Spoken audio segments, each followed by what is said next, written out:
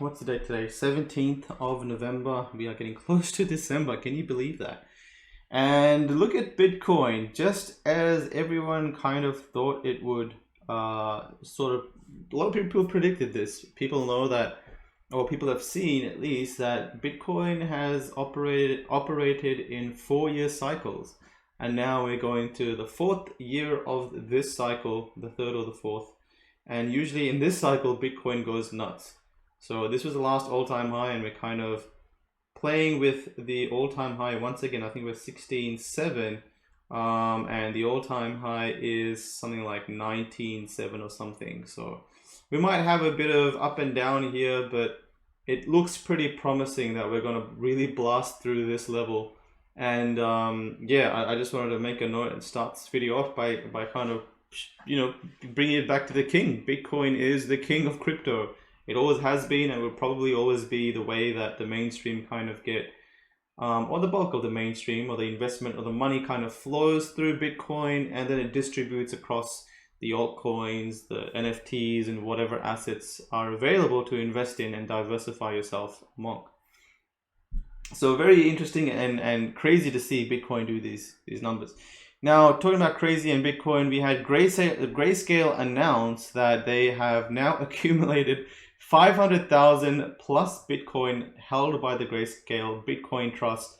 I believe they invest on behalf of their partners, so it's a collective trust that now hosts or holds a ton of coin. Now, $8.3 billion worth of Bitcoin annual AUM. Oh shit, I forgot what that refers to. Assets under management, that's it. Assets under management. So $8.3 billion worth of Bitcoin, now $45 million worth of Bitcoin Cash, $1.2 billion Ethereum Trust, etc. I think the whole fund's about 10 billion. So, I mean, they would probably be the biggest single holders, if you can, cumulative holders or collective holders of Bitcoin. And, a lot of the kind of the buy pressure, especially when BTC has started to hit like the 6K, 7K, 10K levels, I think that was done by, firms like Grayscale. And, other firms that kind of accumulated and announced that they have now bought Bitcoin. I feel like we just heard so many of them announce within the same 2 to 3 week span. Grayscale, a couple of other VCs, Jack from Twitter, PayPal, they announced they're accepting, the crypto payments and all that stuff. It just happened within the same kind of period. It makes me think, was it like kind of coordinated? Did they know that they're all kind of accumulating together, or how it works? But anyway, the news is that Grayscale have a ton of Bitcoin. And yeah, $9.9 billion assets under management under the Grayscale banner. Now, Grayscale is the child company, I believe, of DCG Co., which is run by Barry Silbert, the founder and CEO, and very exciting. Barry is a big supporter of Mana. He has a ton of Mana and like 4,000 lands. I think he's like the second biggest holder of lands. Maybe the single biggest holder of lands in Decentraland. So I think they're waiting for the platform to mature until they really start to push, content or do stuff with the platform. But if this sort of money starts to flow into the crypto industry and that starts to flow across the NFT space, I think it's going to go wild. Okay, so this is interesting, a little bit controversial, but Lil Michaela, who, well, I didn't know this person at all, if I can even call it a person, but 2.8 million followers. It's actually an AI-based AI personality. It's completely fake.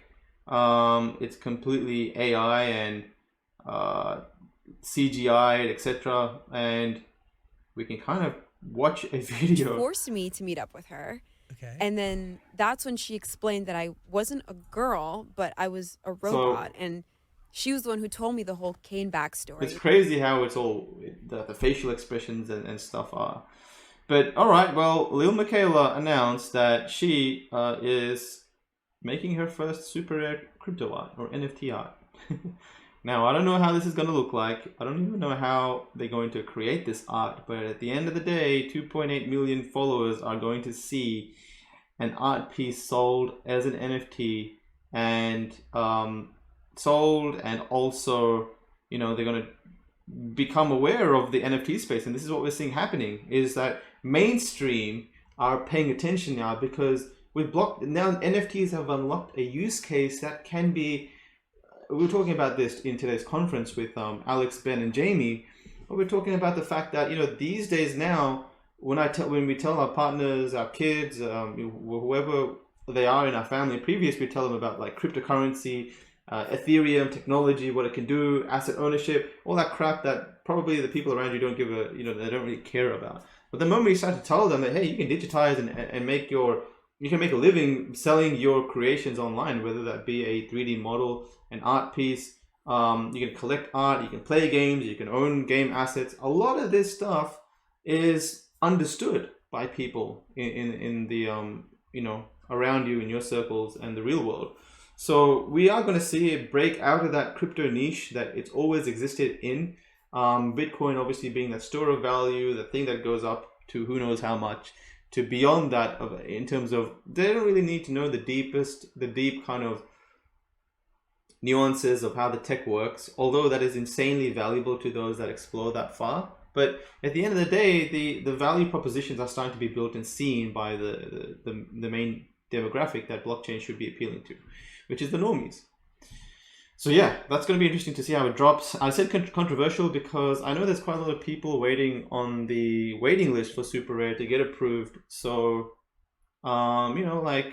is approving a non-real human, AI character even fair? Like when there's real people waiting in line to make art and get on Super Rare and start making a living. So kind of looks like a PR publicity stunt, which it makes good business sense. At the end of the day, Super Rare wants to grow as a platform.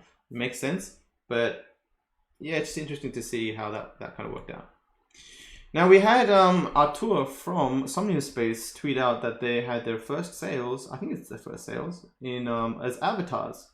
So an avatar was sold on the Somnium Space virtual reality platform for a couple of ETH, I believe. So that was made by Planet VR, and now you can make an avatar and you can sell it to people on the platform. And you can see here that he's had a couple of ETH sales, so a couple of different colors: Tronica, Cyberpunk, Burning Man's on a Dutch auction. So we'll see who grabs that. But these are, I guess, the first avatars to be sold on the platform. Well, that's going to be a special story if the platform blows up. Looks pretty cool. I have to say that the avatars, they really look something amazing. So well done Planet VR and well done Somnium Space for creating that kind of a platform. Now Rarible have they've tweeted this out, a countdown auction, I believe. Bidding is coming to Rarible, the first art piece to be auctioned. I don't know if it's a Dutch auction which counts down, or a the price goes from north to south, or it's going to be an auction that you can kind of bid against each other.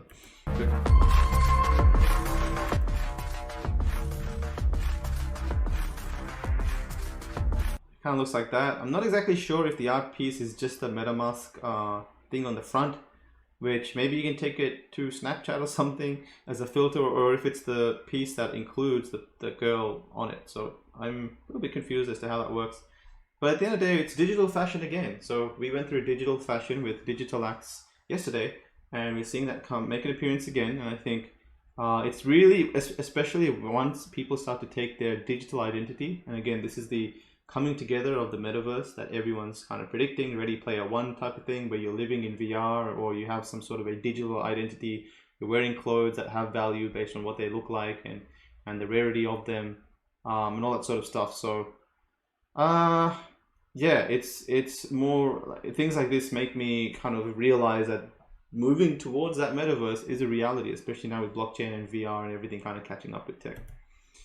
Phantasma chain, something I don't really talk much about, but yeah, this kind of came on my radar. But an introduction to Phantasma's advanced NFT technology, these smart NFTs. So they kind of put out an article, which if you dig deep into, shows a couple of use cases and examples of how their chain works, or like what NFTs can do beyond just existing in your wallet. So this is a time-based NFT from 22 Racing Series, or 22 series.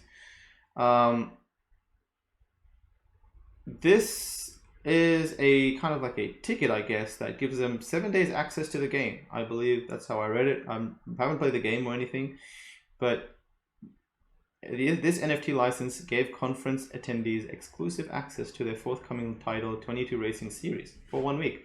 So, time stamped, and if you have the NFT or the ticket, you can play the game for 7 days, and after 7 days, it expires. So, how's that? That's pretty cool.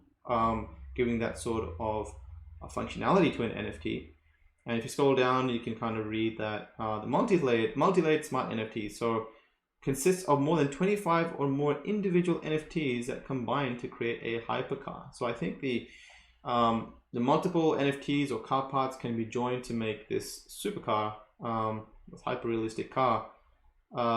And it kind of, again, it brings a lot more functionality to what can be done. We know, I did mention with Digital Axe yesterday that there was a way that they were using to infuse other NFTs to the dress or the fashion NFTs to make it appear and even have the value of combining digital gold or digital diamonds to your dresses, etc. So again, like, there's so much that can be done with NFTs. It mind blows me every time I kind of come across some new information.